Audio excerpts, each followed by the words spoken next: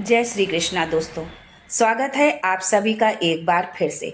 मेरे ठाकुर जी आप व आपके परिवार पर अपनी कृपा दृष्टि सदा सर्वदा बनाए रखें। कैसे हैं आप लोग, कैसे हैं घर में सब, जरूर बताइएगा। दोस्तों, यदि आप अपनी लाइफ में खुश रहना चाहते हैं, प्रसन्न रहना चाहते हैं, धन चाहते हैं, अच्छी नौकरी चाहते हैं, नौकरी में प्रमोशन चाहते हैं, व्यापार में तरक्की चाहते हैं, पति पत्नी के संबंध को मजबूत बनाना चाहते हैं, जीवन की हर एक समस्या का हल है हमारे पास। अगर आप चैनल में पहली बार आए हैं तो चैनल को सब्सक्राइब करके बेल आइकन जरूर दबाइएगा। दोस्तों, आज मैं जो विषय आपके लिए लेकर आई हूँ बहुत ही रोचक है। हम जब भी मंदिर जाते हैं किसी भी देवी देवता के, तो मंदिर की परिक्रमा जरूर करते हैं। किसी भी मंदिर की परिक्रमा करना अति शुभ माना जाता है। पर क्या आपको इस परिक्रमा से रिलेटेड कुछ चीजें पता है? नहीं। तो आज इसी के बारे में मैं बताऊंगी। साथ में परिक्रमा करते समय बोल दें बस ये एक मंत्र, तो आपकी होगी हर मनोकामना पूरी। आज ये उपाय मैं आपको बताऊंगी। आज की रोचक जानकारी बताने से पहले आपसे रिक्वेस्ट करती हूँ कि वीडियो को लाइक करिएगा, दोस्तों को शेयर कर दीजिएगा, और अगर आपने अभी तक चैनल को सब्सक्राइब नहीं किया है तो चैनल को सब्सक्राइब करके बेल आइकन जरूर दबाइएगा। दोस्तों, आज बात कर रही हूँ आपसे मंदिर में लगाने वाली परिक्रमा के बारे में।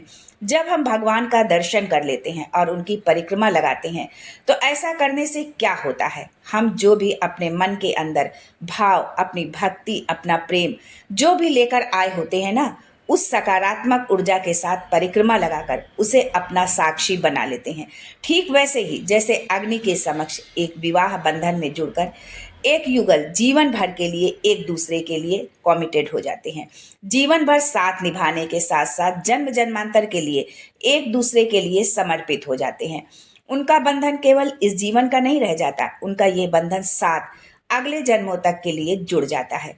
वो अग्नि साक्षी हो जाती है उस चीज की। उसी तरह जब आप मंदिर में जाते हैं, अपने आराध्य के दर्शन करते हैं, तो आप साक्षी होते हैं अपने भक्ति के, अपने प्रेम के, अपने भाव के, और अपने आराध्य के प्रति अपने आप को समर्पित करने के। इसीलिए हम जाकर मंदिर में परिक्रमा लगाते हैं।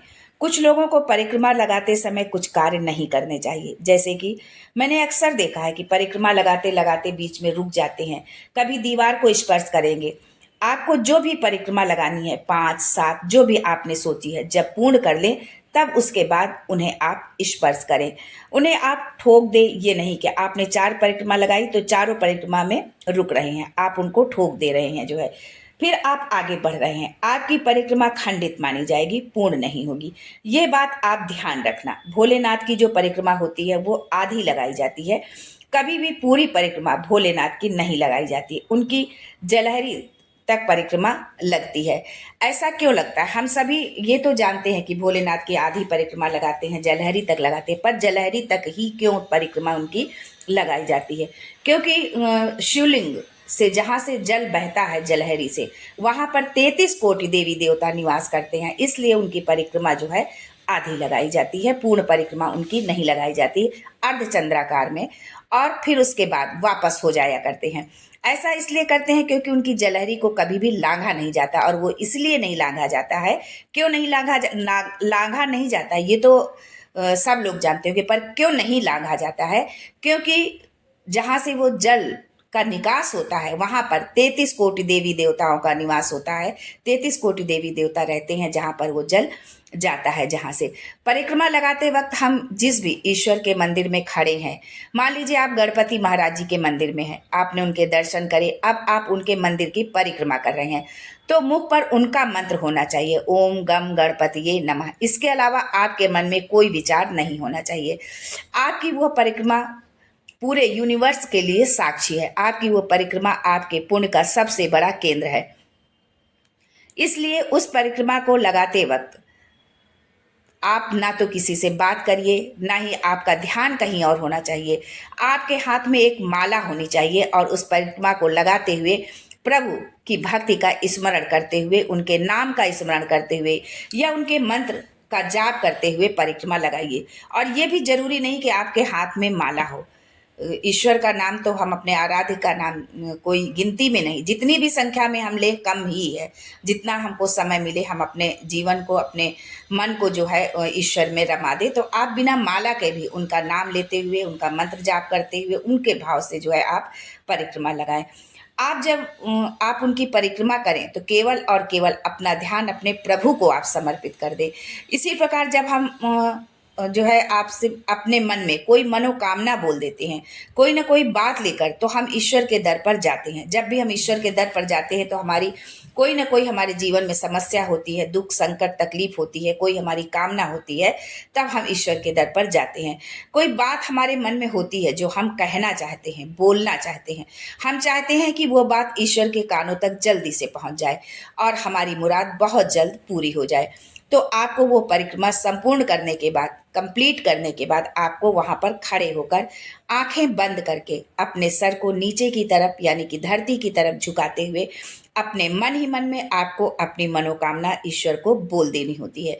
ये छोटी छोटी चीजें हैं, ध्यान रखेंगे तो आपका मंदिर जाना भी सार्थक होगा। ईश्वर तक आप अपनी बात भी पहुंचा पाएंगे और प्रभु आपसे प्रसन्न भी हो जाएंगे और आपकी आपकी मनोकामना पूर्ण भी करेंगे। तो चलिए, जिस टॉपिक के लिए आज आए थे उस पर आज बात करते हैं। अगर आप चाहते हैं कि आपकी कोई मनोकामना पूरी हो जाए तो इस तरीके से जाकर जरूर लगा आइए मंदिर में फेरे। क्या करना है आपको? मंगलवार के दिन 11 पीपल के पत्ते ले लेना है, उन्हें अच्छे से धो लेना है, गंगा जल से धो लीजिए, स्वच्छ कर लीजिए, शुद्ध कर लीजिए। उसके बाद लाल चंदन से प्रत्येक पत्ते के ऊपर आपको लिख देना है श्री राम। उसके पश्चात आपको उसकी एक माला बना लेनी है और उसके बाद आपको हनुमान जी के मंदिर में जाना है, सर्वप्रथम उनके दर्शन करना है और उसके बाद आपको 5 परिक्रमा करनी है हनुमान जी की। परिक्रमा करते वक्त आपको सिर्फ बोलना है जय श्री राम, जय श्री राम।